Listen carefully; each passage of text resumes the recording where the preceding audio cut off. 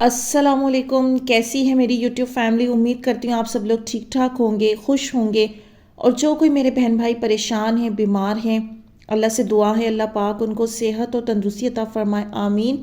آج کی video start کرتے ہیں۔ اسی طرح جب کچھ بھی بے وجہ نہیں ہو رہا اس دنیا میں، تو دعا کا خیال اس آزمائش کی گھڑیوں میں کیوں آ گیا؟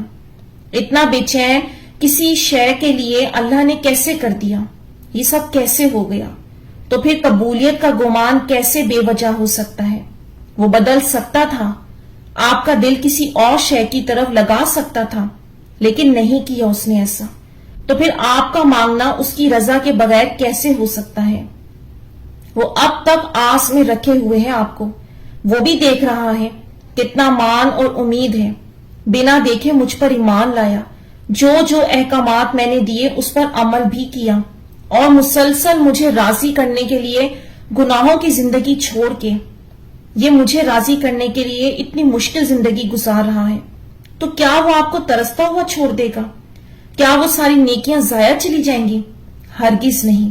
سورہ ہود کی آیت نمبر 61 میں اللہ نے فرمایا، بے شک میرا رب قریب ہے اور دعا قبول کرنے والا ہے۔ تو اگر اللہ نے آپ کی زندگی کے حالات بدلنے نہ ہوتے تو قرآن میں ان آیات کے ذریعے کیوں پیغام دیا؟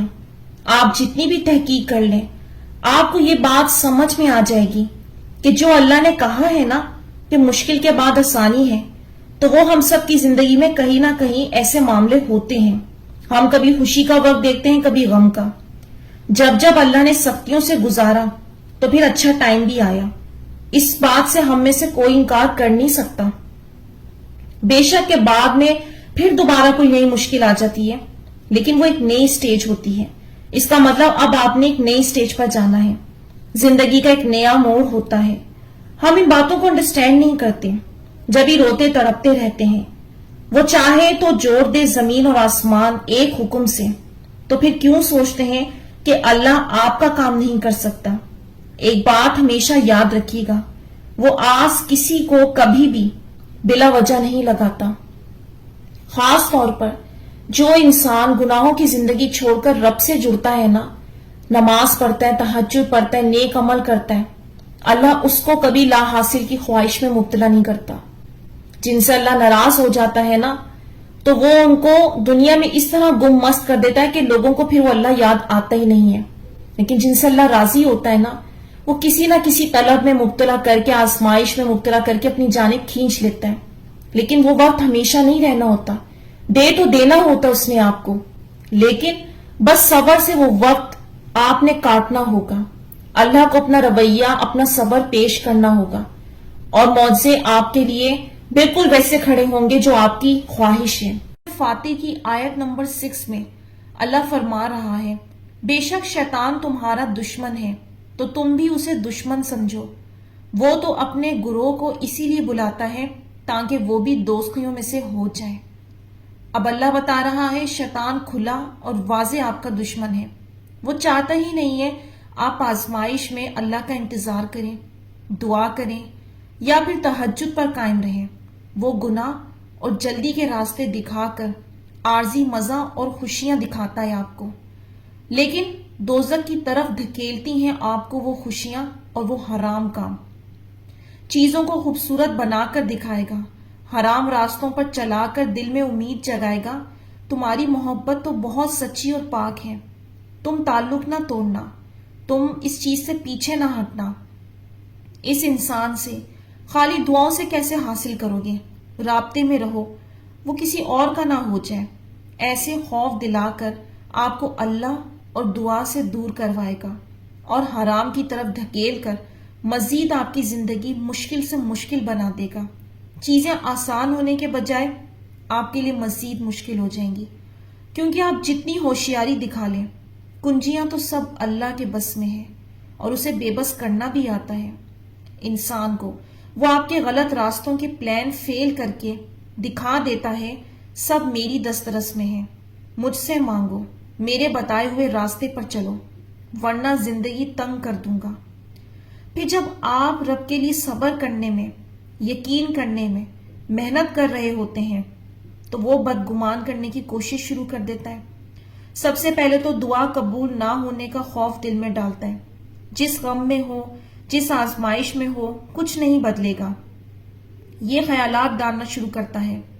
ایسے میں اس سخت سچویشن میں آپ خود کو قائم رکھنے کے لیے محنت شروع کرتے ہیں، تھکتے ہیں، پھر خود کو سمجھاتے ہیں نہیں کہ اللہ پر ٹرسٹ رکھنا ہے.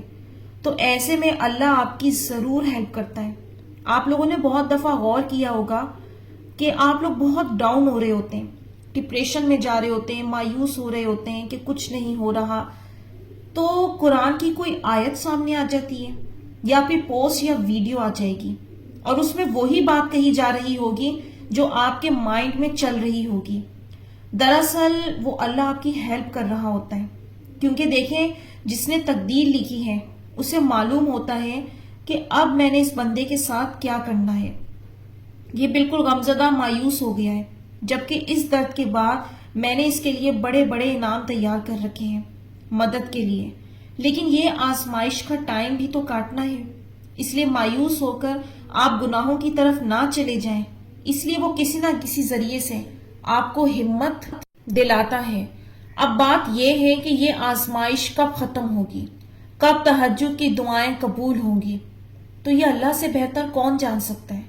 لیکن وہ اشارے ضرور دیتا ہے، جیسے صبر اور سکون عطا کر کے اور دعا پر مسلسل قائم رکھ کر، کہ بار بار آپ وہی دعا کر رہے ہوتے ہیں اور دل چاہ رہا ہوتا ہے رب کو مناتے رہیں. مت بھولیں کہ اس کی توفیق ہی سے سجدہ کر رہے ہیں آپ.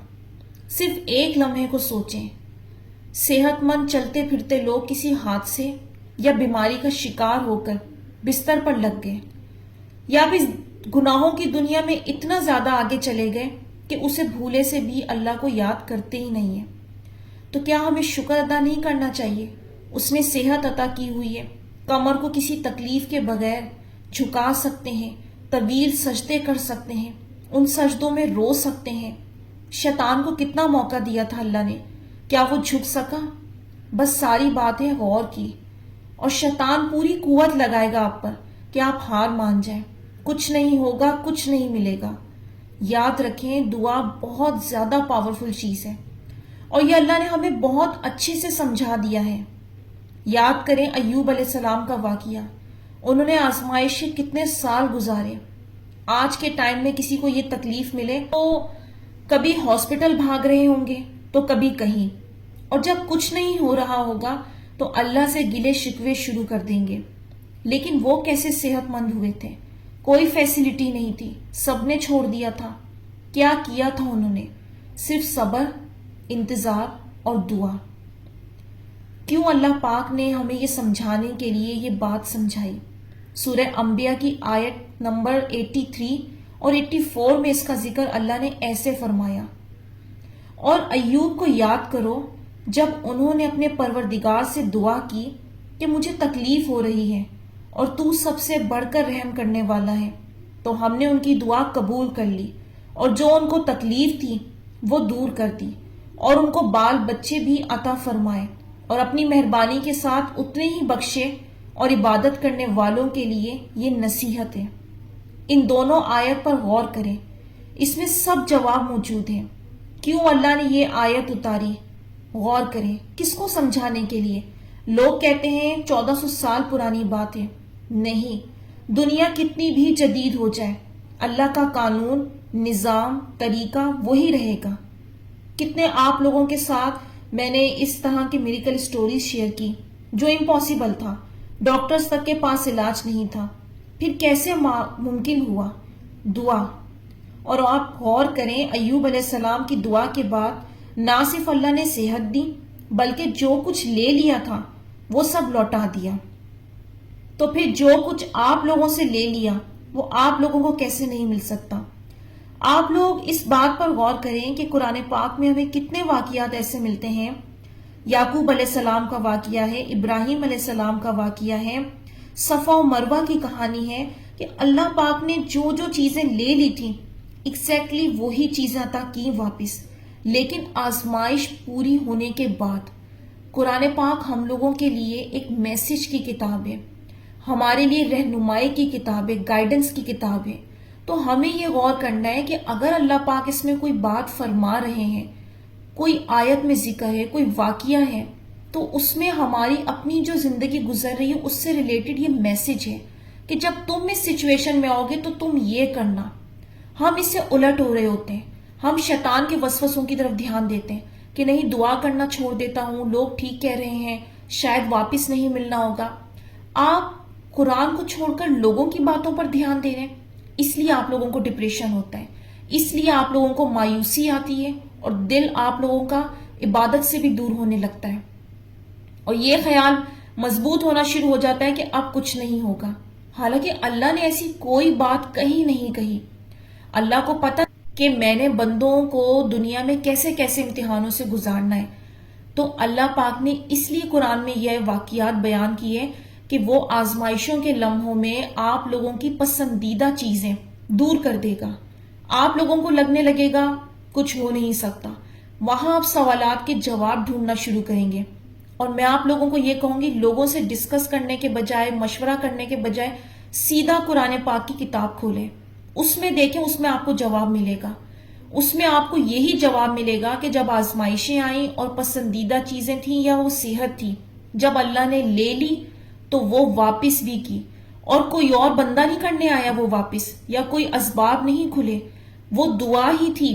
اللہ تعالیٰ نے آزمائش میں ڈال کر دعا عطا کی اپنے نیک بندوں کو، صبر عطا کیا، وہ پیچھے نہیں ہٹے اپنے رب سے. تو پھر آپ لوگ کیا سوچ رہے ہیں الگ سے کیا ہوگا؟ تو جو اللہ نے طریقہ کار بتایا ہے اس پر چلیں. آپ لوگوں کو مایوس اور خوف زدہ کر دیا ہے شیطان کے وسوسوں نے اور لوگوں کے بہکاووں نے. لوگوں کا تو کام ہی یہ ہے مایوسی میں ڈالنا. آپ لوگوں کو بہت کم ملیں گے لوگ جو آپ لوگوں کو ناممکن حالات میں یہ کہیں اگر تم دعا کے پروسیس میں ہو تو ٹینشن نہ لو، اللہ کی مدد ضرور آئے گی. یہ ایسے لوگ آپ کو کہنے والے بہت کم ملیں گے.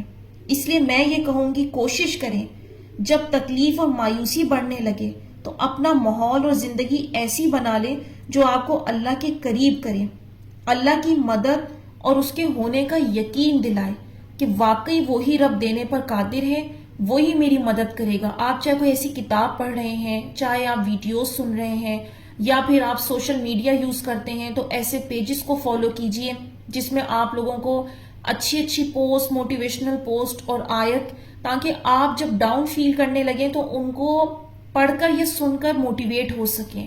کیونکہ دیکھیں شیطان تو ہمارے ساتھ ہر لمحہ یہ اپ ڈاؤن تو چلتا رہے گا، لیکن جب اللہ دیکھے گا نا میرا بندہ خود کے ایمان کو مضبوط کرنے کی کوشش میں تھک بھی رہا ہے لیکن کوشش کر رہا ہے، تو پھر اللہ پاک آپ کو ضرور سنبھالیں گے.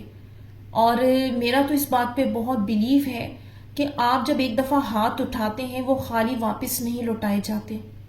تو کوشش کیجئے آپ لوگ بھی اپنے آپ کو اسی بات پر قائم رکھیں. سب سے اہم اور آخری امپورٹنٹ بات میں یہ کہوں گی، حرام کاموں سے بچیں، حرام کی طرف مت جائیں. آپ لوگوں سے چھپ جائیں گے، کسی کو تو نہیں پتا ہوگا آپ چھپ کر کیا کر رہے ہیں، لیکن اللہ آپ کو دیکھ رہا ہے. میں کہہ رہی ہوں آپ لوگ اپنی عقل لڑا کر ختم ہو جائیں گے، لیکن آپ کو اللہ تعالیٰ ایسا بے بس کر دے گا نا ان گناہوں کے سبب کہ اب کر لو تم اپنی دعائیں قبول کروا لو تم، یا تم اپنی چال سے کامیاب ہو جاؤ. پھر کیا فائدہ ہوگا، وقت گزر جائے گا، تھک جائیں گی آپ. تو بہتر یہی ہے اللہ کے بتائے ہوئے طریقے پر چلیں. آپ نے بھی دیکھا ہے اور غور کیا ہے پیغمبروں کو بھی کئی دعاؤں کے لیے اور آزمائشوں کے لیے بہت سال کاٹنے پڑے. پھر میں آپ ہم کیا حیثیت رکھتے ہیں؟ کیا ہمارے ٹیسٹ ایسے نہیں آئیں گے جس میں بہت سارے سال گزر جائیں گے؟ کچھ دعائیں جلدی قبول ہوں گی، کچھ دیر سے ہوں گی، لیکن ہوں گی ضرور. اگر غلط راہ پر چلیں گے تو سال بھی زیادہ گزر جائیں گے اور مدد بھی نہیں آئے گی. تو بہتر یہی ہے حرام سے بچیں، گناہوں سے بچیں اور رب کو پکارتے رہیں. تو یہاں میں آج کی ویڈیو کا اینڈ کروں گی. امید کرتی ہوں آج کی ویڈیو نے آپ لوگوں کو کچھ ہیلپ کی ہوگی. تو مجھے دیجیے اجازت، اپنی دعاؤں میں یاد رکھیے گا، کمنٹس میں اپنی رائے کا اظہار ضرور کیجیے گا. اللہ حافظ.